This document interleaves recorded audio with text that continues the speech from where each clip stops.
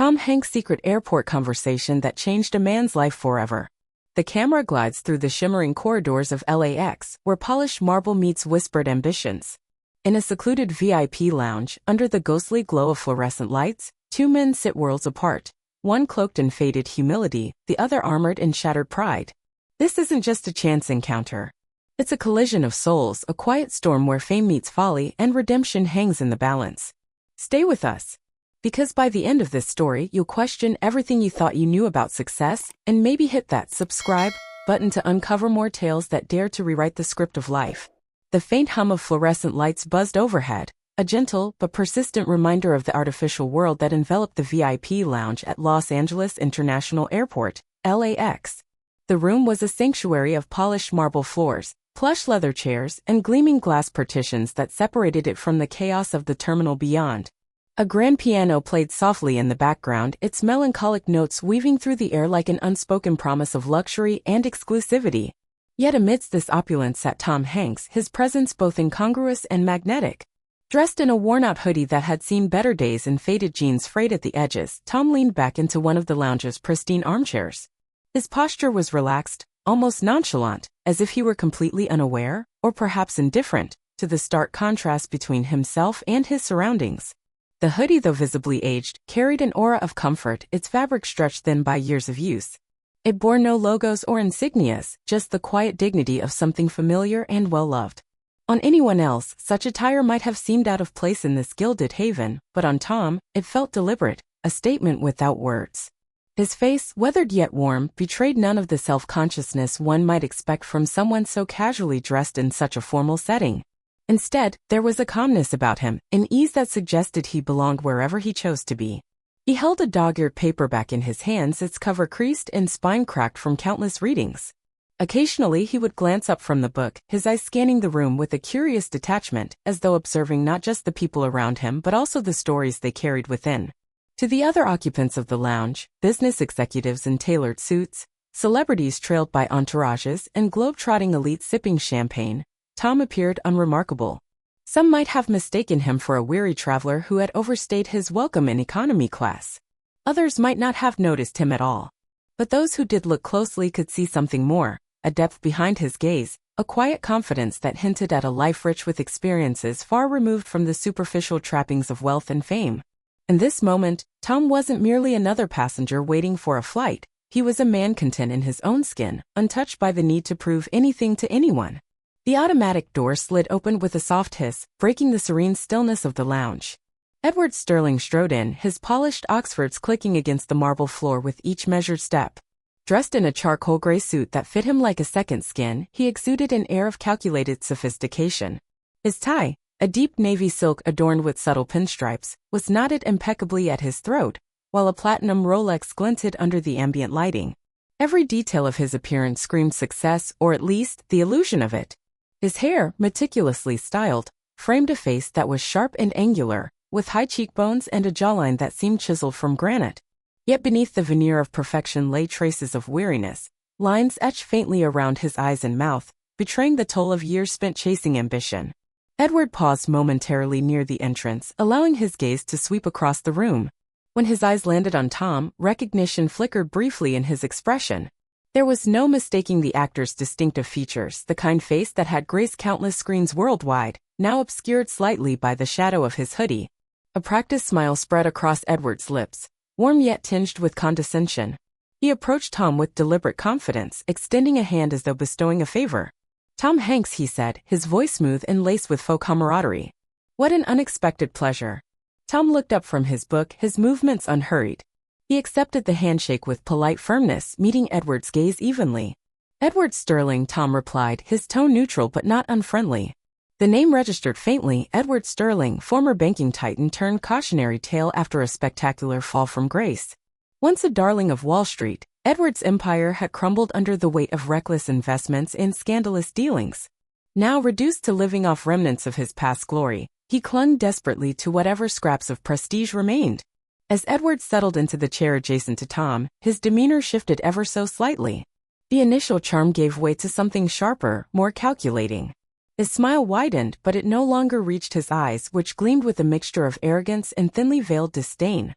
Leaning back, he crossed one leg over the other, adopting a posture meant to convey authority. "You know," he began, his voice carrying a hint of mockery, "I always found it fascinating how some people measure success. Fame is fleeting, isn't it? Real achievement requires substance, something tangible." He punctuated the statement with a chuckle, clearly implying that Tom's accomplishments fell short of his own once lofty standards. Tom tilted his head slightly, studying Edward with an inscrutable expression. There was no defensiveness in his demeanor, only a quiet attentiveness that made Edward's smugness seem even more pronounced. For a moment, neither spoke, the silence stretching taut between them like a wire pulled too tight. Then with a small nod, Tom set his book aside and leaned forward slightly, signaling his readiness to engage. If Edward sought to provoke, Tom appeared unfazed, his calm exterior masking whatever thoughts churned beneath. And so the stage was set, not for confrontation, but for revelation. Edward's initial salvo hung in the air like a challenge, his words dripping with condescension as he leaned back into the leather chair. "You see, Tom," he continued, his tone polished yet patronizing, "success isn't about applause or accolades. It's about substance, real, measurable impact. Numbers don't lie after all." He paused for effect, letting the weight of his statement settle before adding with a smirk, "I imagine someone of your profession might find that hard to grasp." Tom didn't flinch. His expression remained placid, almost amused, as though Edward's attempt at provocation was nothing more than a ripple on an otherwise calm lake. Setting his book aside completely now, Tom folded his hands in his lap and regarded Edward with quiet curiosity. "Numbers," he echoed softly, his voice carrying neither offense nor agreement. "They're impressive when they work in your favor, aren't they?" Edward straightened slightly, sensing an opening. "Exactly. Take my time on Wall Street, for instance. I built empires, not just companies, but entire ecosystems that generated billions. People relied on me, trusted me to steer their futures." His chest puffed out ever so slightly, pride seeping through the cracks of his carefully constructed facade. "And you? You pretend to be someone else for a living. Admirable, sure, but hardly transformative." Tom tilted his head, studying Edward with an intensity that made the other man shift uncomfortably in his seat. "Transformative," Tom repeated slowly as if tasting the word. Then, with a gentleness that belied its potency, he asked, "How long did it take you to realize you were chasing what others defined as success?" The question struck Edward like a thunderclap, jolting him momentarily off balance. For a fraction of a second, his mask slipped, revealing a flicker of vulnerability beneath the bravado. He opened his mouth to respond, then closed it again, his confidence wavering. Recovering quickly, he forced a laugh, a brittle, hollow sound, and waved a dismissive hand. "Ah, philosophy. Always the actor's refuge. But let's not confuse stagecraft with reality, shall we?" Unfazed, Tom leaned forward slightly, his gaze unwavering. "Stagecraft?" he murmured, his lips curving into the faintest hint of a smile. "You're right about one thing, Edward. Acting is indeed about pretending. But here's the difference. When I step onto a set, I'm playing a role written by someone else. When you walked into this lounge today, who wrote yours?" Edward blinked, caught off guard by the unexpected depth of Tom's observation. The room seemed to shrink around them, the ambient chatter fading into white noise as their exchange took on a sharper edge. Determined not to appear rattled, Edward rallied, his tone sharpening. "Perhaps you're forgetting something, Tom. My role, as you call it, earned me power, influence, respect. What has yours given you besides fame? A few awards? Some magazine covers?" Tom chuckled softly, the sound warm but devoid of mockery. "Respect," he said simply, meeting Edward's gaze head-on. "That's what you're clinging to, isn't it? The idea that once upon a time people looked up to you. That you mattered." He paused, allowing the words to sink in before continuing. "But tell me, Edward, when was the last time you felt truly seen? Not admired, not envied, but seen." For the first time since their encounter began, Edward found himself at a loss for words. His jaw tightened imperceptibly, a muscle twitching near his temple as he processed Tom's question. It wasn't just the content of the query that unsettled him, it was the way Tom delivered it, with a sincerity that left no room for evasion or deflection. This wasn't banter anymore, it was excavation, each word peeling back another layer of Edward's carefully constructed defenses. Desperate to regain control of the conversation, Edward shifted tactics, his tone turning icy. "Let's cut to the chase, shall we? Acting is performance. It's artifice. No matter how convincing you are on screen, at the end of the day, you're still just pretending. What have you actually done to make a difference?" Tom regarded him steadily, his eyes reflecting neither irritation nor triumph. Instead, there was a quiet compassion in his gaze as though he understood the pain driving Edward's barps. Reaching into the pocket of his hoodie, he withdrew a small photograph and held it out silently.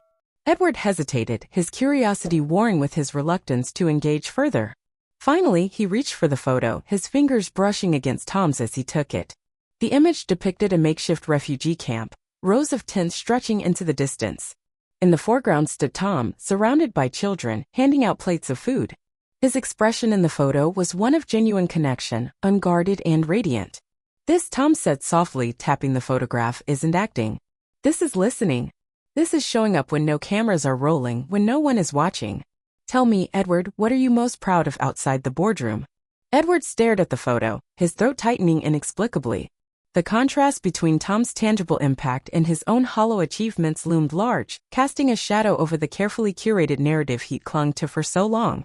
For the first time, doubt crept into his mind, whispering truths he wasn't ready to face. Edward's fingers tightened around the photograph, his knuckles whitening as he stared at the image of Tom surrounded by smiling children in a refugee camp. The contrast between the genuine warmth in the photo and the cold emptiness gnawing at his own soul was almost unbearable. Yet pride, stubborn and unyielding, kept him from conceding defeat. Instead, he forced a brittle laugh, handing the photo back to Tom with an air of dismissive superiority. "Touching," Edward said, his voice laced with sarcasm. "But let's not confuse charity work with real achievement. Handing out food or posing for pictures doesn't change the world, Tom. It's performative." The word hung in the air like a challenge, sharp and deliberate. "At least my accomplishments, however fleeting, had substance." Tom accepted the photograph without comment, slipping it back into his hoodie pocket with deliberate care. His expression remained calm, but there was a flicker of something deeper in his eyes, a quiet resolve that seemed to pierce through Edward's defenses. Leaning forward slightly, he rested his elbows on his knees, his gaze steady and unwavering. "Performative," Tom repeated softly as if testing the weight of the word. Then, with a gentle smile, he added, "You're right about one thing, Edward. Everything we do can be seen as performance, the way we dress, the way we speak, even the way we define success.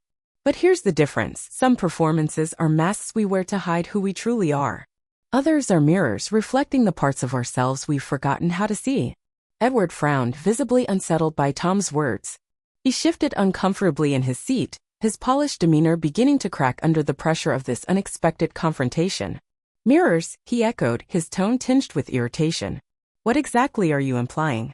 "I'm saying," Tom replied, his voice soft but firm, "that your entire life has been a performance, one designed to impress people who don't really matter. You've spent so long chasing validation from strangers that you've lost sight of what truly matters: connection, authenticity, humanity." The room seemed to grow quieter, the ambient hum of conversation fading into the background as Edward absorbed Tom's words. For a moment, he looked as though he might argue, his lips parting as if to deliver another cutting remark. But instead, he hesitated, his shoulders sagging imperceptibly under the weight of unspoken truths. "You think you know me," Edward finally managed, his voice quieter now, tinged with defensiveness. "But you have no idea what I've been through. The sacrifices I made. The risks I took. People depended on me, trusted me to lead them. And yes, maybe things didn't turn out the way I planned, but that doesn't mean my efforts were meaningless." Tom nodded slowly, his expression compassionate but resolute. "I'm not denying your efforts, Edward. What I'm questioning is their purpose. Did you take those risks because they align with your values? Or because you wanted to prove something to others, or maybe to yourself?" Edward opened his mouth to respond, then closed it again, his jaw tightening as he struggled to find the right words. The truth was he didn't know. Somewhere along the way, his ambitions had become detached from any sense of personal meaning, morphing into a relentless pursuit of external approval. And now, sitting across from this unassuming man in a worn-out hoodie, he was forced to confront the emptiness of it all. Desperate to regain control of the conversation, Edward leaned back in his chair, crossing his arms over his chest. "Fine," he snapped, his tone sharpening. "Let's say you're right. Let's say I did lose sight of what mattered. What does that make me? A failure? Is that what you're trying to say?" Tom shook his head, his gaze softening. "Failure isn't defined by loss, Edward. It's defined by refusal to learn, to grow, to reconnect with the people and principles that give life meaning. You're not a failure unless you choose to stay stuck in this version of yourself." Edward's breath hitched, the weight of Tom's words pressing down on him like a physical force. For the first time in years, he felt the walls he'd built around himself begin to crumble, exposing the raw vulnerability beneath. His vision blurred, tears welling up in his eyes as memories flooded back. Memories of late nights at the office, missed birthdays, unanswered calls from his daughter. He had convinced himself that these sacrifices were necessary, that they served a greater purpose. But now, faced with the undeniable truth of his isolation, he could no longer ignore the cost. Edward began, his voice trembling. I didn't mean to hurt anyone. I wanted to be someone. Someone important. Tom reached out, placing a reassuring hand on Edward's arm. You still can be, he said gently. But importance isn't measured by titles or bank accounts. It's measured by the lives you touch and the courage it takes to start over. Edward's face flushed crimson as Tom's words reverberated in his mind like a gong struck too hard. I didn't lose everything, he stammered, his voice trembling with a mix of defiance and desperation. It was as though he were trying to convince not just Tom but himself, an attempt to cling to the remnants of an identity that had already slipped through his fingers. Tom's expression softened, but there was no pity in his gaze, only understanding. He leaned back slightly, giving Edward space to breathe, yet his presence remained unyielding, like a mirror reflecting truths Edward could no longer ignore. No, you didn't lose everything, Tom agreed quietly, his tone measured and calm. But what you did lose wasn't just money or status. You lost something far more valuable, your connection to the people who mattered most. Edward flinched as if struck. His hands clenched into fists atop his knees, knuckles white with suppressed emotion. For years, he had buried these thoughts beneath layers of excuses and justifications, convincing himself that his sacrifices were necessary for success. But now, faced with Tom's quiet certainty, those defenses crumbled like sandcastles against the tide. I worked so hard, Edward whispered, his voice breaking. I gave everything I had. My family, they didn't understand. They thought I was selfish, but I was doing it for them, for their future. Tears welled up in his eyes, spilling over despite his efforts to hold them back. And now my daughter won't even answer my calls. Tom nodded slowly, his gaze compassionate but unwavering. It's easy to mistake ambition for love when you're caught up in the chase, he said gently. But ambition without empathy is hollow. Success isn't about how much you accumulate. It's about how deeply you connect. Edward shook his head, tears streaming down his face as he struggled to process the weight of Tom's words.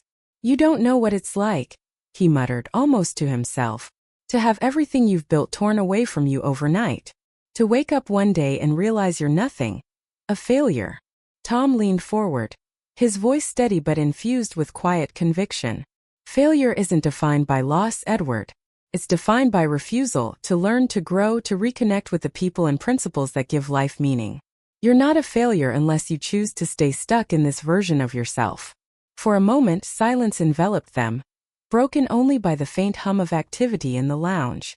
Edward sat motionless, his chest rising and falling with labored breaths as he wrestled with the enormity of his emotions. Finally, he looked up at Tom, his eyes red-rimmed and raw. What do I do now? He asked, his voice barely audible. How do I fix this? Tom reached into his hoodie pocket once more, retrieving a small business card. He placed it on the table between them, sliding it gently toward Edward. On it was printed the name of a local community support center, along with a simple motto, Healing starts here. You start by reaching out, Tom said softly. Call your daughter. Apologize, not because you owe her an explanation but because she deserves to hear it. And then take the next step. Volunteer. Listen. Rebuild. Real success isn't about reclaiming what you've lost. It's about creating something meaningful from the ashes. Edward stared at the card, his hand hovering uncertainly above it. For the first time in years he felt a flicker of hope. A fragile, tentative thing, but enough to pierce through the suffocating darkness that had consumed him. Slowly he picked up the card, clutching it tightly as though it were a lifeline. I don't know if I can, he admitted, his voice thick with emotion. But I'll try. Tom smiled faintly, a look of quiet satisfaction crossing his features. Rising from his seat, he extended a hand to Edward, who accepted it hesitantly. Their handshake lingered for a moment longer than expected, a silent acknowledgement of the journey ahead. As Tom turned to leave, Edward called out after him, his voice tinged with gratitude. Thank you, he said simply, the words carrying more weight than either man could fully articulate. Tom paused at the doorway, glancing back over his shoulder. "Don't thank me," he replied with a small smile. "Thank yourself for having the courage to begin again." With that, he stepped through the automatic doors, disappearing into the bustling terminal beyond. Behind him, Edward sat alone, the business card clutched in one hand and his phone gripped tightly in the other. The screen lit up as he dialed his daughter's number, each ring echoing like a heartbeat in the stillness. The automatic doors slid shut behind Tom, sealing off the quiet intensity of the VIP lounge from the bustling chaos of the terminal beyond. As he disappeared into the crowd, his figure blended seamlessly with the throng of travelers, ordinary yet extraordinary, unassuming yet unforgettable. To the casual observer, he was just another passenger navigating the labyrinth of gates and corridors. But to those who had glimpsed even a fragment of his essence, he was something more, a quiet force of nature, leaving ripples of change in his wake. Back in the lounge, Edward sat frozen, the business card clutched tightly in one hand as the phone in his other rang unanswered.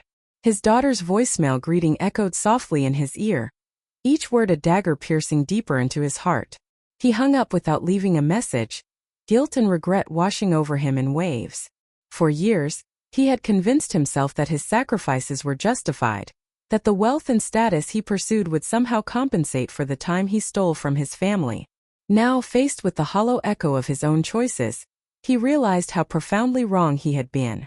His gaze drifted downward, landing on the small girl seated across the room. She was engrossed in a book, her legs tucked beneath her as she leaned against the armrest of her chair. On the front of her sweater, embroidered in bold letters, were the words, "Daddy, when will you come home?" The sight struck Edward like a physical blow, unraveling the last threads of his composure. Tears welled up in his eyes again, blurring his vision as he stared at the child, a mirror reflecting not only his failures but also the innocence he had neglected. Edward's thoughts spiraled back to Tom's parting words. "Loi exine loi nandan cho chinong. Hey bat dao bang vik goi dien cho kangayong."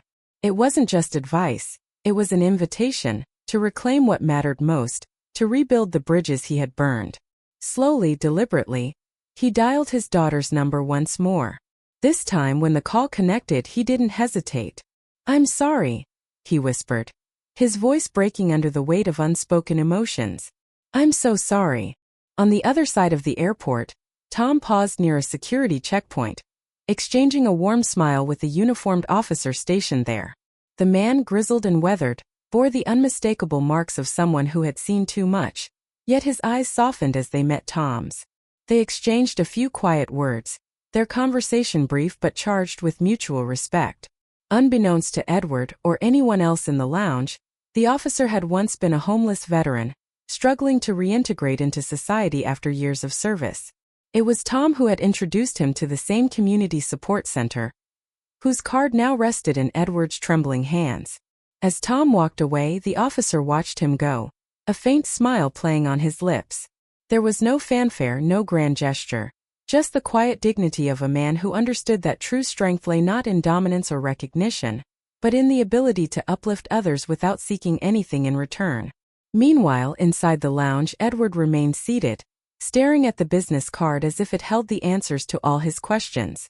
The faint hum of activity around him faded into the background, replaced by the steady rhythm of his own breathing.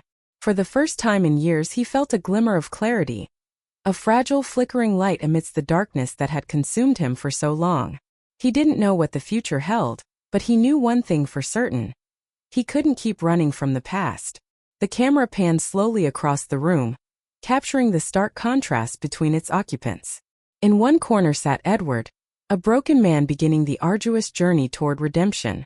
Across from him, the little girl continued reading, her presence a poignant reminder of the innocence and love he had sacrificed in pursuit of empty accolades. And somewhere in the distance, Tom Hanks vanished into the sea of faces, his legacy written not in awards or accolades, but in the lives he had touched along the way. The final image lingered, a single closed door separating two worlds. On one side, Edward sat alone with his thoughts, the sound of his daughter's voice still ringing in his ears. On the other, the endless flow of humanity surged forward, indifferent yet alive with possibility. The screen faded to black, leaving only a single line of text etched across the void. Humility is not weakness. It is the quiet strength that transforms even the hardest hearts. As the screen fades, the echo of Edward's trembling apology lingers, unanswered. The camera lingers on a single business card. Healing starts here. Its edges catching the light like a promise. But this isn't the end. What happens when a broken man dials a number he hasn't dared to call in years? Can a single conversation mend a lifetime of wounds?